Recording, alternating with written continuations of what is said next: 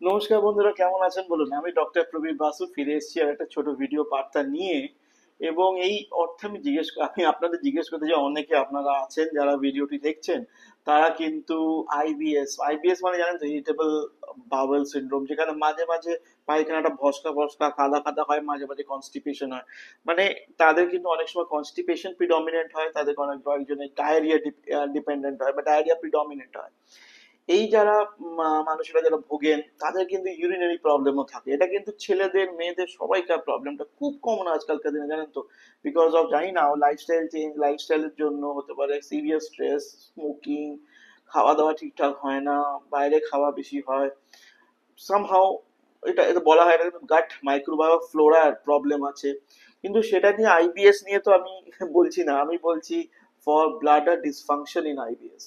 কারণ এইসব পেশেন্টদের দেখা যায় যে তাদের ইউরিন ধরে রাখার ক্ষমতাটা কমে যায়, ইউরিনে প্রচন্ড জ্বালা হয়, এবং ক্রনিক প্রস্টেটাইটিস নিয়ে যারা ভোগেন তাদের কিন্তু সিমটমস গুলো বেশি হয়। তার মানে কি বলছে, তলপেটে একটা অদ্ভুত যন্ত্রণা, ইউরিন পেয়ে গেলে খুব তলপেটের যন্ত্রণা, হয়ে যাওয়ার পরে লাস্ট মিনিটে একটা অদ্ভুত একটা ব্যথা পেচ্ছাপের জায়গায়, মহিলাদের প্রাইভেট পার্টসে এবং ছেলেদের বিশেষ করে পেনিসের টিপে। এবং অনেক সময় তারা বোঝাতে চেষ্টা করেন কিন্তু বোঝাতে পারেন না যে পেনিসের টিপে, গোড়ায়, আগায় কিছু একটা ব্যথা, চিনচিনে ভাব, ডিসকমফর্ট সবসময় হয়ে রয়েছে। অনেকে তারা অ্যামিট্রিপ্টিলিন খান, অনেক ধরনের ওষুধ, নার্ভের ওষুধ খান, কিছুই হয়তো কিছুদিন লাভ থাকে, কিছুদিন লাভ থাকে না।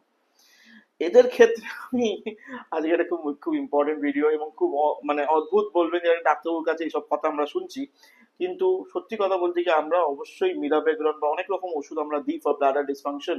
কিন্তু মনে রাখবেন, এখানে একটা গাট ব্লাডার অ্যাক্সিস কাজ করে। গাট ব্লাডার অ্যাক্সিস কি, যে যেহেতু পায়খানার সমস্যা, পায়খানা মানে এই যে চ্যানেল এবং পেচ্ছাপের চ্যানেলটা খুব কাছে, সেই জন্য একটার অ্যাফেকশন একটাকে করে। মানে গাট মোটিলিটির যে problem, maybe because of gut micro, ওই যে গাট মাইক্রোবায়োম বলা হচ্ছে আজকালকার দিনে, যে ভালো ব্যাকটেরিয়া, খারাপ ব্যাকটেরিয়া বেড়ে যাচ্ছে, ভালো ব্যাকটেরিয়া কমে যাচ্ছে, এবং সেই জন্য সেই জিনিসটা এফেক্টটা কিন্তু পেচ্ছাপের থলিতেও হয়।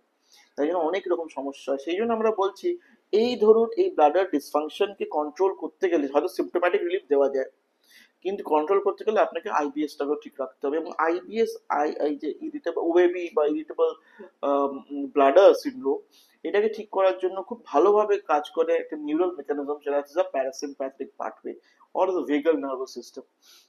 দেখুন, এগুলো আমি obviously is not a expert on this. যারা নিউরোপ্লাস্টিসিটি নিয়ে অনেক কথা বলেন, যারা ওটা নিয়ে চর্চা করেন, তারা আপনাকে ভালো বলতে পারবেন।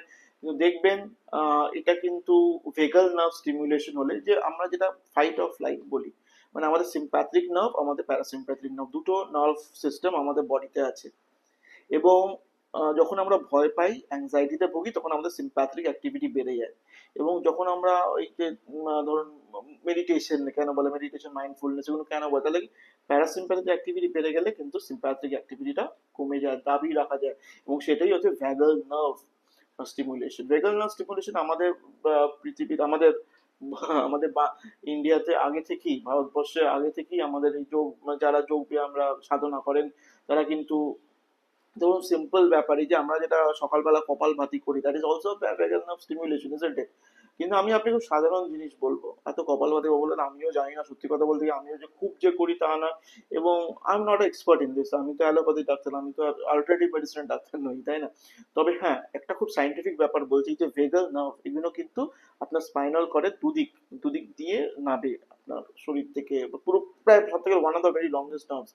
এবং এই যে প্যারাস্পাইনাল রিজন, এগুলোকে যদি আপনি ফ্লেক্সিবল করেন সকালবেলা, বা এই ডুইং যোগ ব্যায়ামে, যে এই যে ভুজঙ্গাসন বলা হয়, যেটাকে আমরা ওই কোবরা পোজ বলি, এবং ক্যাট ক্যামেল পোজ, অনেক রকম যোগ ব্যায়াম, যেগুলো আজকালকার দিনে আমরা একদম ভারী ভারী ইংলিশ নাম দিয়ে গেছি ফর, মানে বিদেশিরাই করেছে, এবং আমরা সেইগুলোই ভাবছি, আমি তাই বলছি, তাই না? কোবরা পোজ বলুন, ইয়ে বা ক্যাট ক্যামেল বলে, এগুলো আমাদের আগে থেকে মুনি ঋষিরাই করে আসছেন, এবং আমাদের সব থেকে ভারতবর্ষের যে আমাদের ঐতিহ্য, সেটাই আমাদের প্রথম থেকেই আছে। এখন ওয়েস্টার্ন লোকেরা এগুলো নিজে করছে, দিয়ে আমাদের উপর আবার চাপিয়ে দিচ্ছে।